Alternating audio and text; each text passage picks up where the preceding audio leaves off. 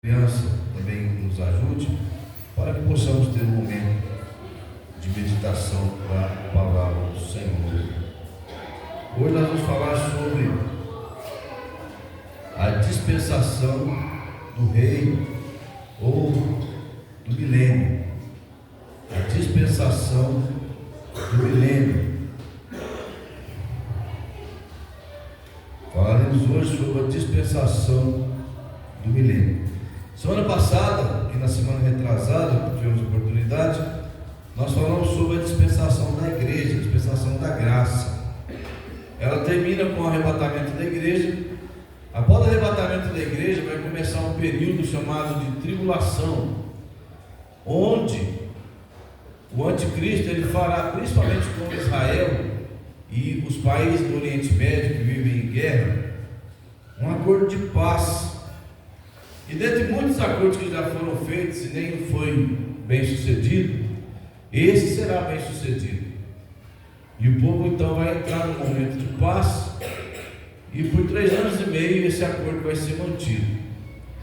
Então essa primeira parte será chamada a tribulação, onde o anticristo ele vai se apresentar como salvador do mundo, como aquele que tem poder para governar o mundo inteiro, unindo todas as pessoas no seu propósito, no seu governo, numa sua moeda, numa sua religião. E aí nos 3 anos e meio restantes, ele vai quebrar o pacto de paz com Israel. Israel vai ser perseguido, quase aniquilado da terra, se não salvo pelo Senhor. E ele vai se assentar no templo, no santo lugar, no santíssimo lugar, e vai exigir para si a adoração. É esse momento é chamado da grande tribulação, quando aquilo que já está muito difícil, então se tornará mais difícil ainda. Esse período não é para a igreja. Nós acreditamos que vamos ser arrebatados antes da tribulação, para não sermos alvos da ira de Deus, e nós vamos estar com o Senhor na festa de casamento do Cordeiro, e esse mundo passará pela grande tribulação. Os estudiosos não contam a tribulação como uma dispensação, porque não tem servos, não é um período tão longo, e nós entendemos que esse momento é um momento de juízo. Terá servos aqui sim, 144 mil pregarão o evangelho do rei, e desses 144 mil que pregarão, muitas pessoas se converterão e se tornarão servos do Senhor. Mas esse momento é considerado um momento de castigo, um momento de juízo. E aí nós temos, depois da tribulação, nós temos o milênio, onde Jesus Cristo ele volta e ele vai estabelecer o seu reino de 1000 anos aqui na terra, para mostrar para as pessoas como seria se o homem não houvesse pecado, e para tornar esse reino um reino de justiça, um reino de paz, um reino de prosperidade, um reino onde o paraíso será reconstruído não por nós, mas pelo Senhor. E vai ser um período muito bom, um período de extrema bonança, extremo prazer mesmo, que nós vamos sentir, porque o pecado ele estará bem seguro. As pessoas não poderão pecar de qualquer maneira como fazem hoje, porque serão punidas severamente. Então esse tempo é chamado da dispensação do reino, ou a dispensação do milênio. A dispensação do milênio, também conhecido como a dispensação do reino, também conhecido como milênio, será um período de 1000 anos em que Jesus reinará pessoalmente na terra. Esse período será marcado por justiça, paz e o cumprimento final da promessa de Deus para Israel e para a humanidade. Então Israel vai ser o rei que vai governar o mundo através de Cristo, e ele vai ser a cabeça das nações, como Deus prometeu desde o começo. Deus prometeu para Israel que se eles fossem fiéis, eles nunca seriam cauda, mas sim cabeça. Mas como eles foram sempre infiéis, eles sempre têm sido cauda e não cabeça.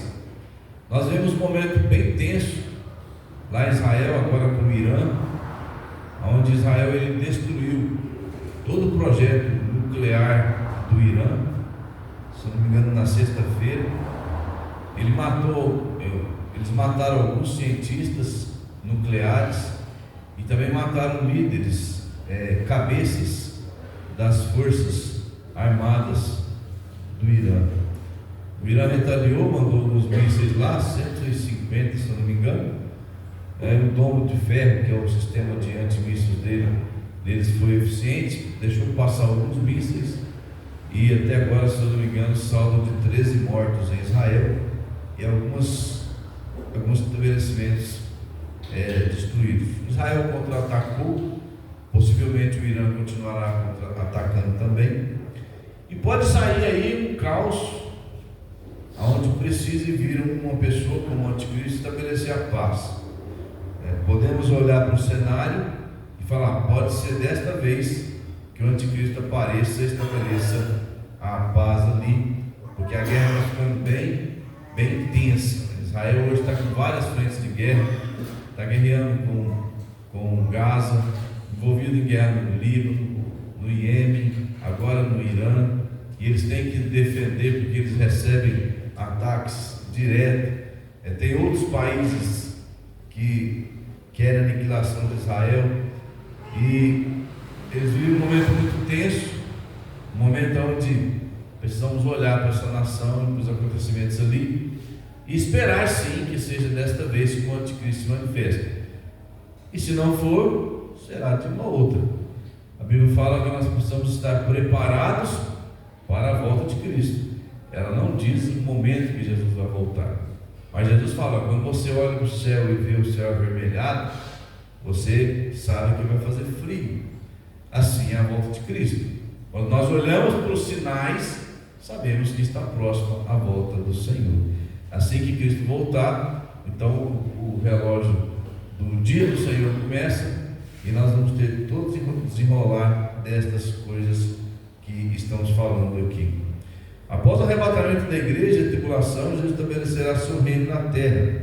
Apocalipse 20, do versículo 4 ao versículo 6, diz assim: vi tronos, e nestes sentaram-se aqueles aos quais foi dada a autoridade de julgar ainda as almas dos decapitados por causa do testemunho de Jesus, bem como por causa da palavra de Deus, tantos quantos não adoraram a besta, nem tampouco a imagem, e não receberam a marca na fronte e na mão, e viveram e reinaram com Cristo durante 1000 anos. Os restantes dos mortos não reviveram, até que se completasse 1000 anos. Esta é a primeira ressurreição.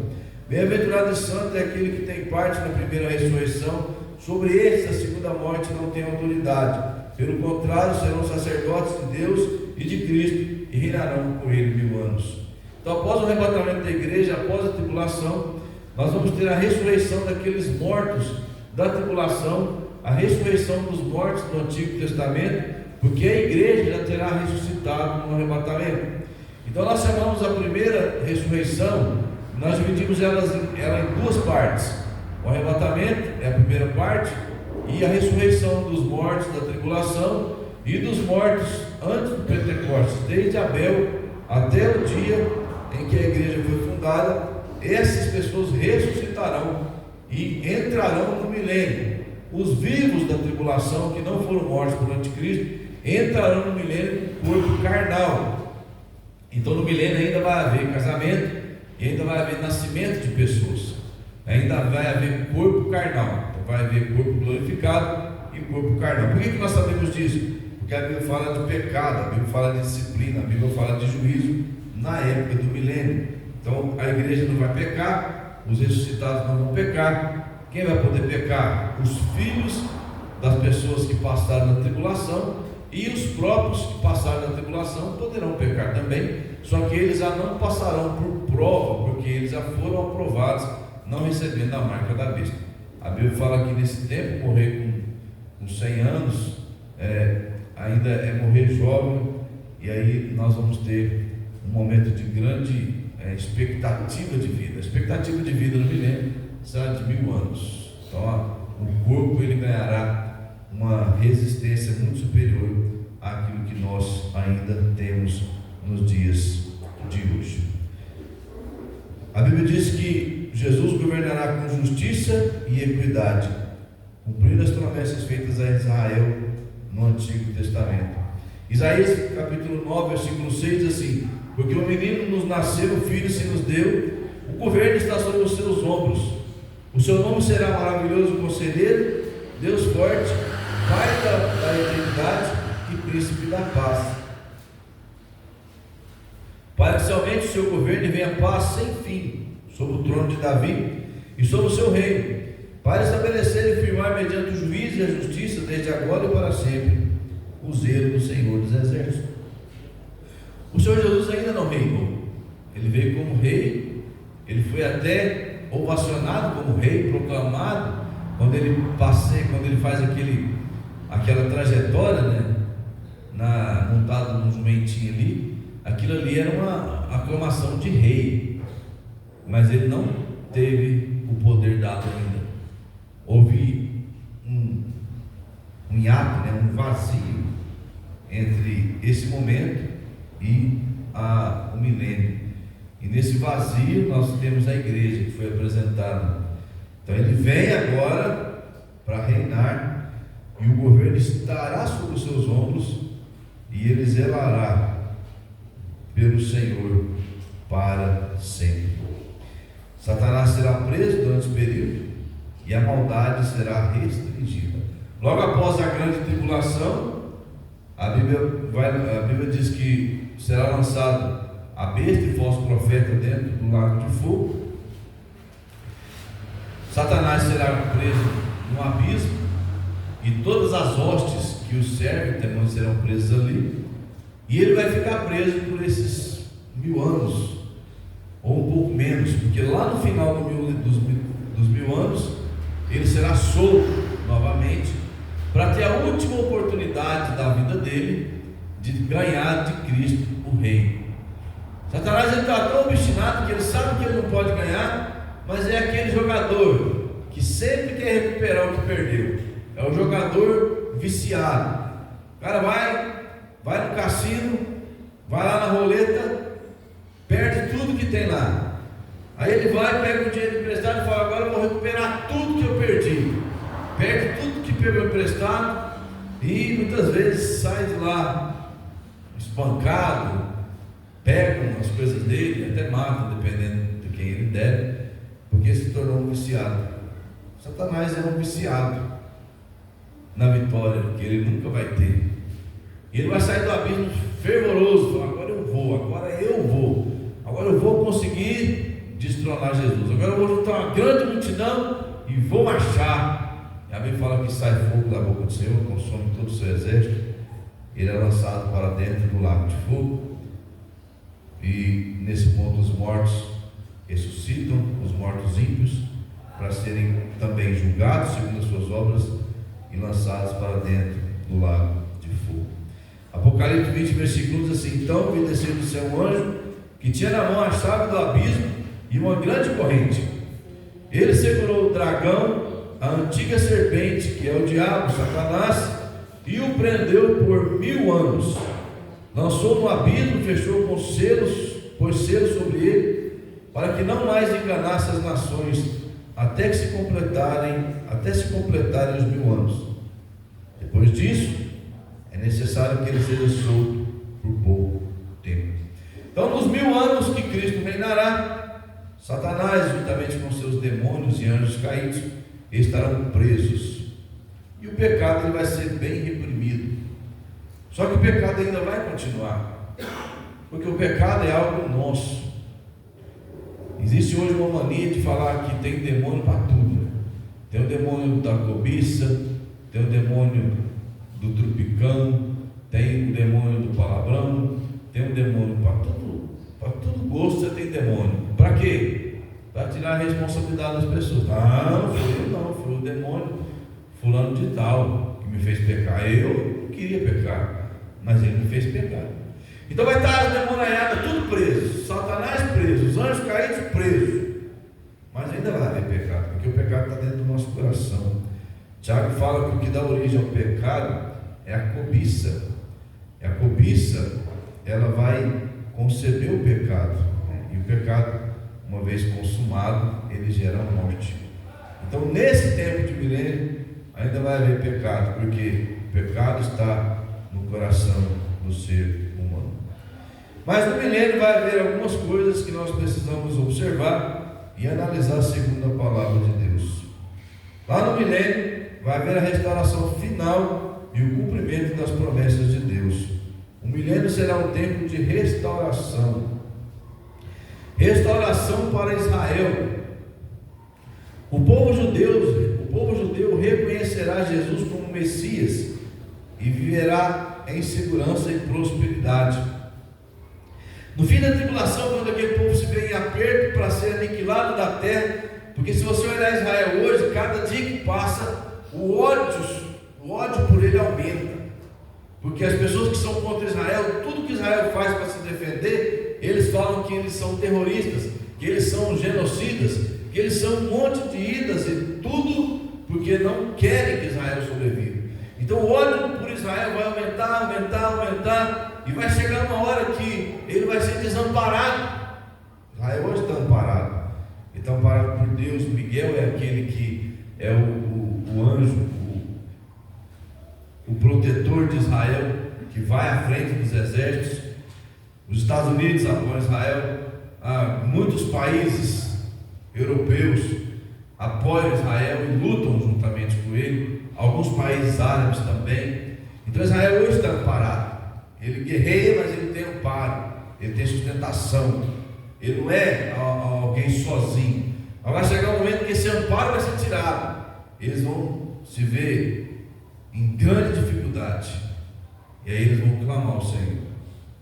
E a Bíblia fala que o Senhor vem e os livra, e leva para o deserto e esconde. Pela metade da tribulação, eles serão escondidos. E o remanescente então vai clamar ao Senhor e vai reconhecer o Senhor como Messias. Zacarias 12:10 diz assim: e sobre a casa de Davi e sobre os habitantes de Jerusalém derramarei o meu espírito da graça e de súplicas. Olharão para aquele a quem traspassaram, plantear-o-ão como quem planteia o unigênito, chorarão como quem chora amargamente pelo primogênito. O que nós vamos ter aqui? Aqueles que o traspassaram. Foi o povo romano que traspassou Jesus, mas foi a pedido de Israel. Então nós vamos ter a culpa dessa morte sempre no povo de Israel. Zacarias 10:10 diz: os farei voltar da terra do Egito e os congregarei da Síria. Trá-lo-eis à terra de Gileade e do Líbano, e não se achará lugar para eles. Romanos 11:26 diz assim: assim todo Israel será salvo, como está escrito: virá de Sião o libertador e apartará de Jacó as impiedades. Então uma coisa que vai acontecer no milênio é a restauração completa de Israel. Israel vai, naquele momento da história, reconhecer Jesus como o Messias. Uma outra coisa que vai acontecer no milênio é a restauração da criação. A terra será renovada e a natureza viverá em harmonia. Isaías 11:6 diz assim: o lobo habitará com o cordeiro e o leopardo se deitará junto ao cabrito. O bezerro e o leão novo e o animal cevado andarão juntos, e um pequenino os guiará. Olha a cena: um bezerro, um leão novo e um animal cevado. O animal cevado pode ser um animal que você é criado, um boi, por exemplo.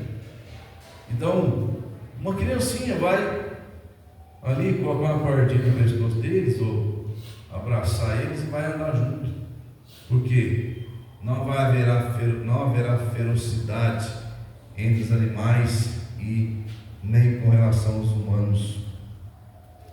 A vaca e a ursa pastarão junto. Põe uma vaca e uma ursa junto. A vaca vira pasto da ursa. Por quê? Porque há uma ferocidade extrema nesses animais. E as suas crias juntas se deleitarão. O leão não comerá o boi mais, ele comerá palha como boi. A criança de peito brincará na toque da áspide, ou seja, da víbora, das serpentes mais venenosas. E o já desmamado meterá a mão na cova do basilisco. Não se fará mal nem dano nenhum em todo o meu santo monte, porque a terra se encherá do conhecimento do Senhor, como as águas cobrem o mar. Agora você imagina a paz, a prosperidade, a felicidade que nós vamos ter aqui nesse mundo. Irmãos, Deus criou o ser humano com uma ligação muito próxima com a natureza. A maioria das pessoas fala assim: eu quero descansar, eu quero passar um tempo de alívio. Vai para a natureza.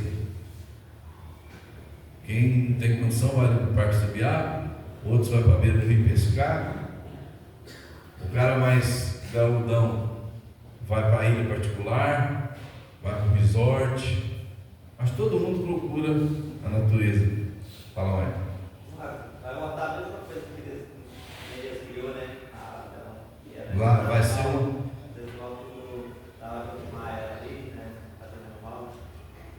Vai ser melhor do que o paraíso, né? Mas a terra vai ser aquilo ali, né? Aquele paraíso vai ser agora pelo mundo todo. Vai ser melhor do que eu falo, porque vão ter pessoas glorificadas, Cristo reinando. Vai haver o pecado ainda, mas vai haver realmente um paraíso na terra.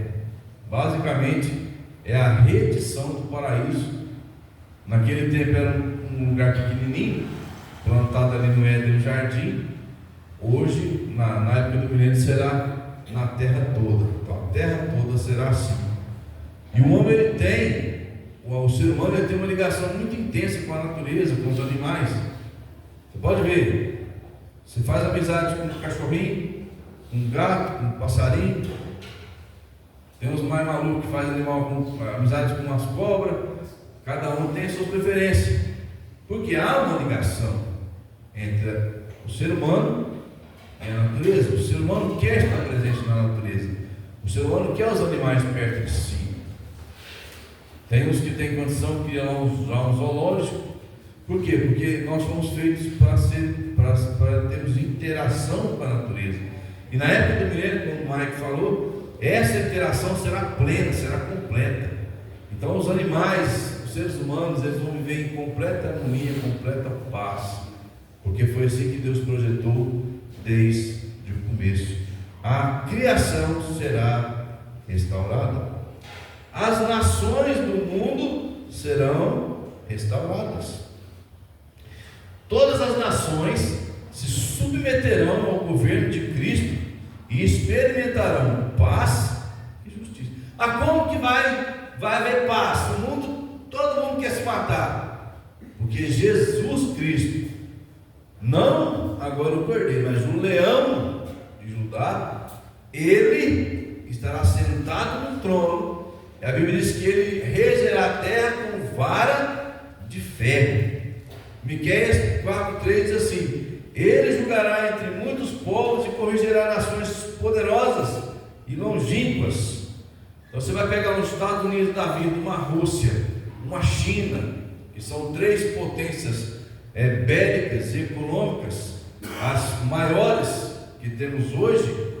Essas nações, elas vão ter que ir até Jesus e se prostrar, porque não vai ser o poder delas, mas é o poder do Senhor Jesus, é o poder do Rei, é o poder daquele que estará governando toda a terra. Aí a Bíblia continua dizendo: ele julgará entre muitos povos e corrigirá nações poderosas e longínquas. Estes converterão suas espadas em relhas e arados, as suas lanças em podadeiras. Uma nação não levantará espada contra outra, nem aprenderão mais a guerra, mas assentar-se-á cada um debaixo da sua videira, debaixo da sua figueira, e não haverá quem os espante, porque a boca do Senhor dos Exércitos o disse. O que a Bíblia está dizendo aqui? Os equipamentos de guerra vai servir de equipamentos de lavoura. Nunca mais uma nação se levantará contra outra. Nunca mais vai precisar fazer um míssil, fazer um revólver.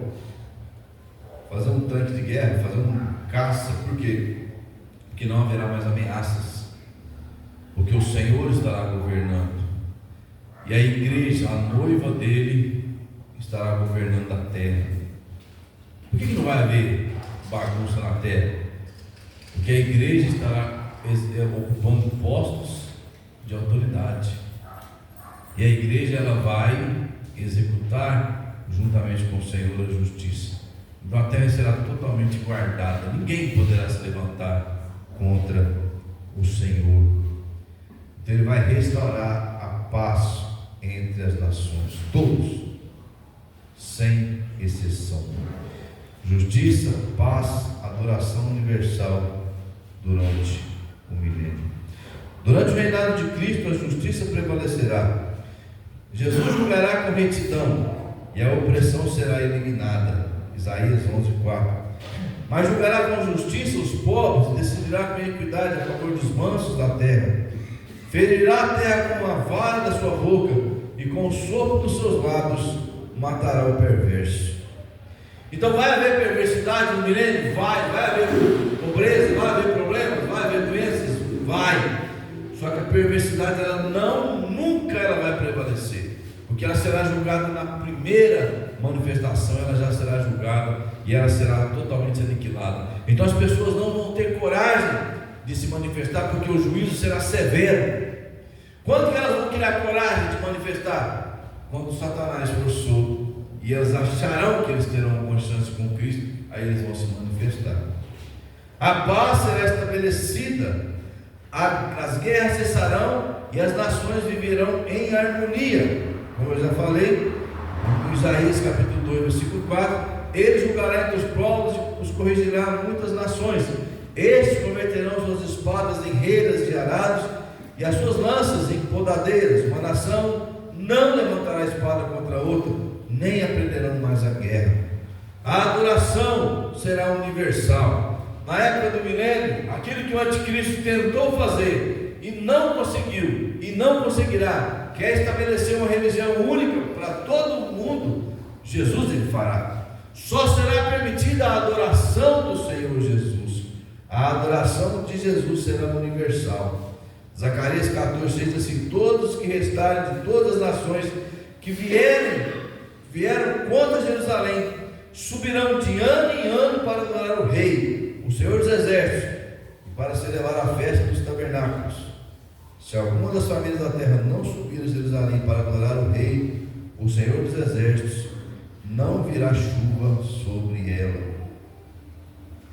Aí você imagina o Irã, que hoje é o maior inimigo de Israel, que ele declara que quer a aniquilação completa de Israel.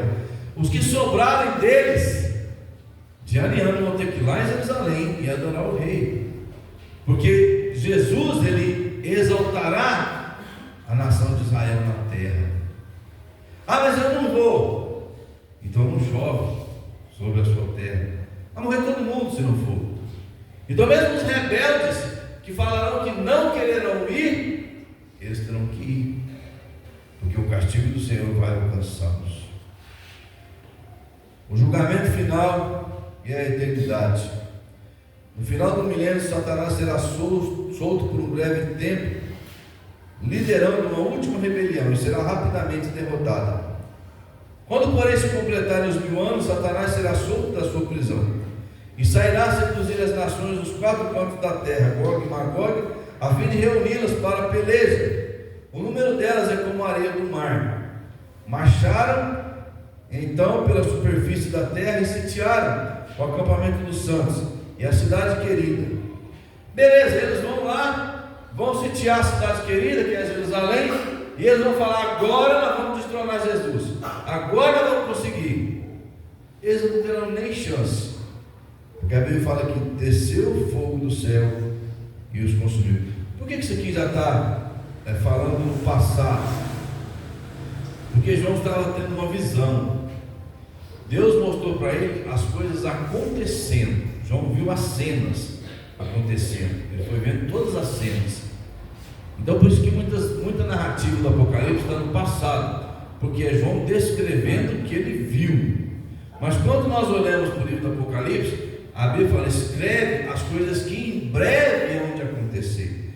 Então não se confunda por ter uma narrativa no passado, porque é uma visão que ele está escrevendo, mas o escrito do Apocalipse é para o futuro, as coisas que em breve devem acontecer. Esse breve ainda não chegou. Então não pense, mas já está no passado, então já foi. Não, isso aqui você tem que entender que é uma visão dada. Ele viu, e o que ele viu, ele escreveu. Ele viu que estava descendo fogo do céu e consumindo. Mas isso é uma visão, e o acontecimento é no futuro. Então não confunda a linguagem aqui, como se já tivesse acontecido. O diabo, o sedutor deles, foi lançado para dentro do lago de fogo e enxofre, onde já se encontra não só a besta, como também o falso profeta, e serão atormentados de dia e de noite pelos séculos dos séculos. Então, nessa rebelião do diabo, os seus seguidores serão destroçados. Caiu fogo do céu, consumiu todo mundo. O diabo já foi lançado dentro do lago de fogo. Após esse último evento, essa última batalha que será lutada só por Jesus, então estabelecerá o trono branco, o julgamento final. Em seguida ocorrerá o julgamento final, onde todos os mortos serão ressuscitados e julgados diante do grande trono branco. Apocalipse 20, de 11 a 15. Teve alguém aqui que está feio. Viu um grande trono branco, e aquele que nele se assenta, de cuja presença fugiram a terra e o céu, e não se achou lugar para eles. E também os mortos, os grandes, os pequenos, postos em pé diante do trono. Então se abriram livros, ainda outro livro, o livro da vida foi aberto, e os mortos foram julgados segundo suas obras, conforme se acharam escritos nos livros. Deu mar aos mortos que nele estavam, a morte e o além entregaram os mortos que nele haviam, e foram julgados um por um segundo as suas obras. Então a morte e o inferno foram lançados para dentro do lago de fogo. Esta é a segunda morte. Depois de serem julgados segundo as suas obras, essas pessoas serão lançadas dentro do lago de fogo. A morte foi lançada dentro do lago de fogo. O inferno foi lançado dentro do lago de fogo. Então o inferno hoje, irmãos, já é um lugar de tormento. O rico falou: estou atormentado, tão atormentado nessa chama, que uma gota de água me refrescaria a língua. Mas o inferno ele será lançado dentro do lago de fogo. Então o que é o inferno hoje? É uma prisão temporária aguardando o julgamento. Então você, por exemplo, você pega um criminoso hediondo aí, um assassino em série, alguém que não pode ficar junto da sociedade, ele vai esperar o julgamento na prisão. Corredor da morte, por exemplo, às vezes o cara foi condenado há 30 anos atrás, está até hoje lá esperando ser executado, porque a justiça dá o tempo da defesa para todo mundo não falar que o cidadão não teve direito a ano para defesa. E tem muitas pessoas que ficam presas vários anos, até décadas, e provam a inocência e são libertadas lá no corredor da morte. Então imagine que o inferno é um corredor da morte. Estão esperando lá, não para serem libertados, mas para serem julgados e lançados dentro do lago de fogo. E quem será lançado dentro do lago de fogo? Todo aquele que não tem o nome escrito no livro da vida. Apocalipse 20:15. Se alguém não foi achado inscrito no livro da vida, esse foi lançado para dentro do lago de fogo. Os salvos entrarão na eternidade com Deus, um novo céu e nova terra, enquanto os perdidos enfrentarão a separação eterna de Deus. Nos capítulos 21 e 22 do Apocalipse, eu não vou ler esses capítulos agora, mas nós vamos achar nesses capítulos as narrativas finais depois do milênio. Então, depois do juízo de Deus, vi novo céu e nova terra. Eu vou ler só alguns versículos do capítulo 21. Vi novo céu e nova terra, pois o primeiro céu e a primeira terra passaram e o mar já não existe. Então, qual é uma realidade para a nova terra? Não terá mar. Na minha cabeça é porque vai ter tanta gente que vai precisar do espaço do mar para colocar o povão aqui, porque é salvo desde o começo do mundo até aquela época. Vi também a cidade santa, Nova Jerusalém, que descia do céu da parte de Deus, ataviada como noiva adornada para seu esposo. No final do milênio, a Nova Jerusalém ela vai descer do céu e ela vai ficar suspensa na terra. Então quem está aqui na terra, por exemplo, vai poder ver a Nova Jerusalém. A Nova Jerusalém é a casa da igreja. Então nós vamos ter os moradores da terra e os moradores da igreja vão morar ali na Nova Jerusalém. Depois ele faz a narrativa da Nova Jerusalém. Se você continuar lendo no versículo, no capítulo 21 ao final, ele vai falar como é a cidade. É uma cidade cúbica, mesma altura, mesma largura e mesmo comprimento. E aí ele vai fazer a narrativa dessa grande cidade. E aí Deus vem e fecha tudo isso. E a partir daí nós não temos mais revelações. Aí cada um imagina o que quiser. Eu, na minha concepção, esse universo tão grandão aí, um mundo velho de planeta, de galáxia, de tudo quanto é coisa, se ele não for recriado por completo, porque quando fala de céus, Deus pode estar falando do próprio universo, ou pode estar falando dos céus onde ele habita. É difícil de imaginar tudo isso, mas a Bíblia prometeu que aquele que for fiel será colocado como líder, como governador de muitas nações. Então, na minha mente, naquilo que eu acredito, o Senhor ele vai continuar criando outras pessoas e habitando esse universo e colocando a igreja, que somos nós, como pessoas governadoras dessas nações. Isso pode acontecer por toda a eternidade. Isso não é a Bíblia que diz, é a minha imaginação. Se chegar lá no final disso, eu creio que eu não vou para o inferno por causa disso, porque eu acredito e você também não vai, porque eu não acredito, e cada um tem a sua conjectura. Mas o que eu imagino é isso. A Bíblia fala: Deus não criou a terra para ser um caos, e eu posso pensar, Ele não criou esse tantão de planeta para ficar vazio, mas tudo no tempo dele, Ele vai executando. Há tempo para tudo. E quem sabe, esse trabalho que a igreja vai ter não faça parte esse povoar de criaturas que o Senhor vai criar, e nós vamos lidar com elas como a igreja do Senhor, como governadores, como sacerdotes de Deus, como reis que vão operar em mandato do Senhor. E assim nós terminamos esse estudo. Foi um estudo bem sintetizado, só para dar aos irmãos a noção do dispensacionalismo que nós tanto falamos, que nós acreditamos. Para terminar, eu só vou fazer um resumo aqui das 7 dispensações. A primeira dispensação que nós estudamos foi a inocência. Deus criou o mundo perfeito, mas o pecado trouxe consequências desastrosas. A segunda dispensação foi a consciência, de Adão ao dilúvio. A humanidade foi guiada pela consciência, mas o pecado se multiplicou, levando ao julgamento do dilúvio. A terceira dispensação, o governo humano, pós-dilúvio, ou seja, depois do dilúvio. Deus delegou autoridade aos seres humanos, mas a rebelião na Torre de Babel mostrou a necessidade da direção divina.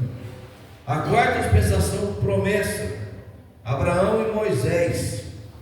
Deus fez uma aliança com Abraão, de Abraão a Moisés. Deus fez uma aliança com Abraão, prometendo bênçãos e o redentor para todas as nações.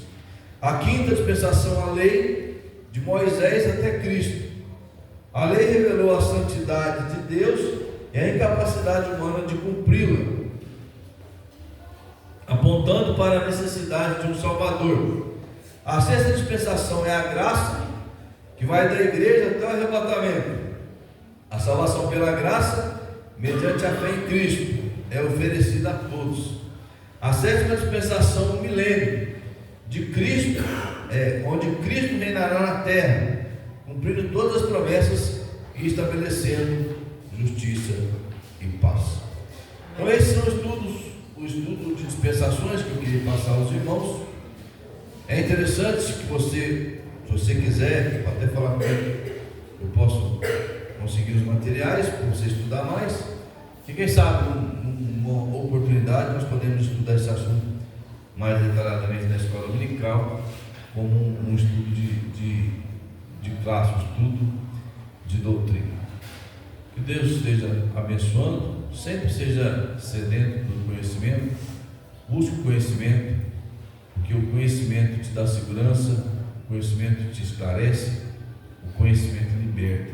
Não seja uma pessoa que não se preocupa em adquirir conhecimento. Que Deus abençoe a todos. Vamos orar. Senhor nosso Deus, muito obrigado, porque o Senhor nos permitiu estudar as dispensações, e o Senhor escreve, Deus, de maneira tão perfeita na história os seus planos e nos revela, Deus, etapa por etapa, até o final. Ó Deus, nos ajude para que a expectativa da manifestação da Tua graça seja tão viva em nós,